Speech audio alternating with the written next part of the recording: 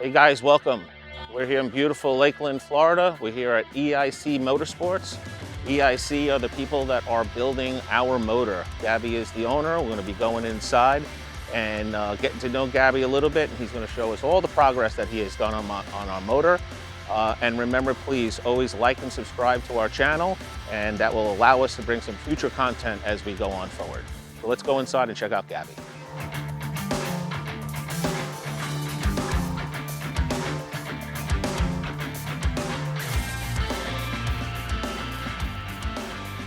There he is. Hey, James. What's up, brother? How you Welcome doing? back. Good to see you. All right, guys, everyone, this is Gabby.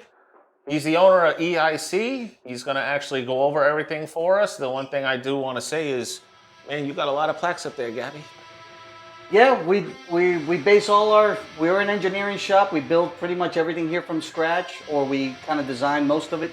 If not, we outsource it to our specs, and James is one of those special customers that he wants something a little bit different. So that's what we're here.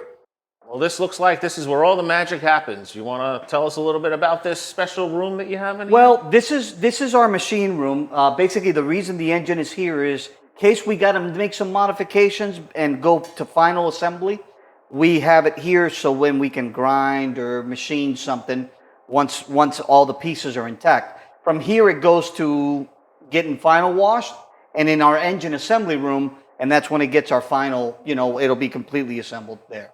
Okay, so can you just tell us some of the things that you do here as far as engines? Well, pretty much we're, everything, we're right? basically an engineering-based engine shop. We build and design engines depending on the application. Customer just like you will come here and ask us, hey, I have a specific class or a specific goal that you want to make, and we'll basically design the engine platform to suit whatever those needs are. We build and design engines here. Cylinder heads also in-house, so we can do something from scratch. We can tune up a lot of existing heads that are available, or something in special, we can make it out of billet. We have 5-axis CNC capability here in-house, so we also do that as well. So we try to do a lot of the stuff in-house to maintain some of that control. And this is where really the magic happens. You want to tell us about your 5-axis CNC? Well, this is a Centroid 5-axis CNC where we do all the cylinder head development. Once we design the ports, they come here, and you can see it's got a probe in it now. It's used to digitize and make so we can go back and program the surfaces, and then the machine will be able to machine the entire head. We can walk away, hit a button, and walk away. Takes a little bit to get to that point, but that's the idea. And if we want to do multiples, we can already have the program, and it's available. So any modifications that need to be done to the cylinder heads here will be done here. Will be done at this point in the machine. These are actually some engine parts that we're going to use in this particular build. For example, the connecting rods. When you see a typical aluminum connecting rod, it has some lightweight options and stuff. This is such a high power build. The actual rod is solid, so it is to withstand as much power as possible. Weight is not an issue here. It's more about strength. The pistons here are also the same thing. They're designed to our specs by Diamond. We have the ring lands moved down, and there's specific diameter and clearances for the alcohol application.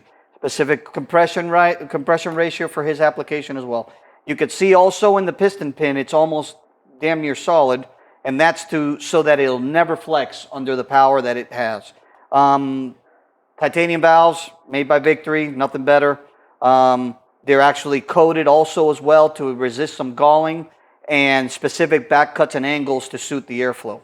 And then finally, this is just when we bored the cam tunnel for the 60 millimeter. In order to uncover or cover one of the holes that are actually in the cam tunnel from the original oiling system, we actually put it in a wider bearing to cover that. That's why this bearing seems a little bit wider than your normal typical 60 millimeter cam bearing. So Gabby, let me ask you, is everything off the shelf? No, everything here that you see is designed for your application. There is not one off-the-shelf part in this thing. From the wrist pin to everything else has been designed specifically for length, dimensions, everything for what you're doing. So I mean, and that's really why it's so time-consuming. Is every little piece of this, and this is just a small part of the motor. I mean, of course, I mean the same thing applies to everything that is the entire engine. Every piece has been massaged or looked at or changed or modified in order to suit and be able to handle the power that you're looking for. All right, guys, that's pretty much gives you everything that we have going on so far with the motor. I just want to say, Gabby, thank you so much for having us today. You're welcome. I really Anytime. appreciate it. Hopefully next time we see the motor, we'll have it on the dyno. And please stay tuned for our next episode. We will be going over another car at the shop. And please always like and subscribe so that we can make some more content for you guys. Have a great day.